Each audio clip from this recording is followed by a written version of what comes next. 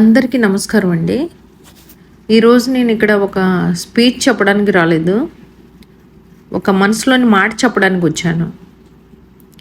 నిజం చెప్పాలంటే మా H foundation chairman Syed Abdul Hakim గారు ఎప్పుడు రోడ్ సేఫ్టీ అని మాట్లాడుతుంటే నాకు కూడా ఒకప్పుడు అర్థం కాలేదు. చాలాసార్లు నేను ఆయన్ని అడిగాను, ఎందుకు ఇంత కష్టపడుతున్నారు, ఏమొస్తుంది దీనివల్ల, ఎవరు గుర్తిస్తారు, ఎవరు అభినందిస్తారు, ఎవరు మీకు ఏమన్నా ఇస్తారా అని అన్నాను. ఆయన నవ్వి ఒకే మాట చెప్పారు.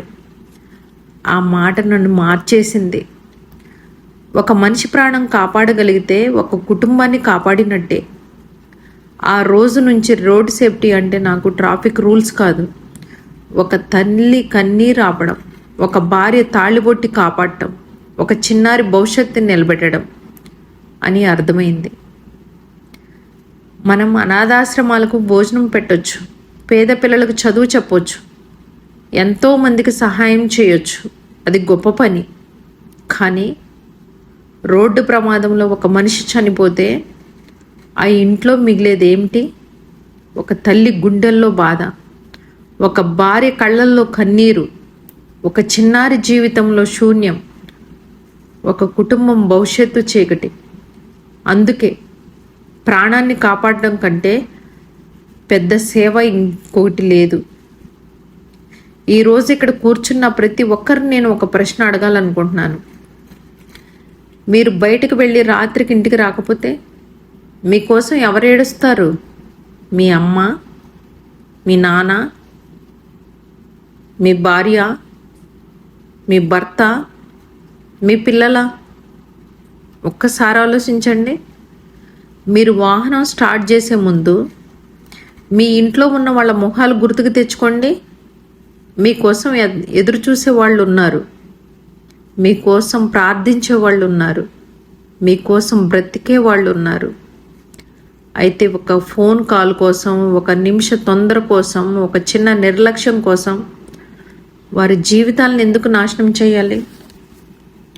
అందుకే నేను గర్వంగా చెప్తున్నాను, మా H foundation chairman Syed Abdul Hakim గారు ఈ కార్యక్రమాన్ని పేరు కోసం చేయడం లేదు, పదవి కోసం చేయడం లేదు, డబ్బు కోసం చేయడం లేదు.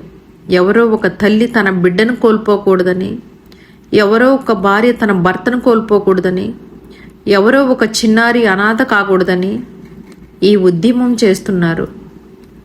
నేను మోగులూరి ఎలిజబెత్ రాణి, కో చైర్మన్, ఆయనతో కలిసి నడుస్తున్నందుకు చాలా గర్వపడుతున్నా. ఎందుకంటే మేము కేవలం రోడ్డు భద్రత గురించి మాట్లాడటం లేదు, నేను కేవలం హెల్మెట్ గురించి చెప్పడం లేదు, ఒక తల్లి నవ్వు గురించి చెప్తున్నా. మేము కేవలం సీట్ బెల్ట్ గురించి చెప్పడం లేదు, ఒక కుటుంబం భవిష్యత్తు గురించి చెప్తున్నాం. చివరిగా ఒకటే మాట, మీరింటికి వెళ్ళాక అద్దం ముందు నిలబడి ఒకసారి మీ కళ్ళల్లో మీరు చూసుకోండి.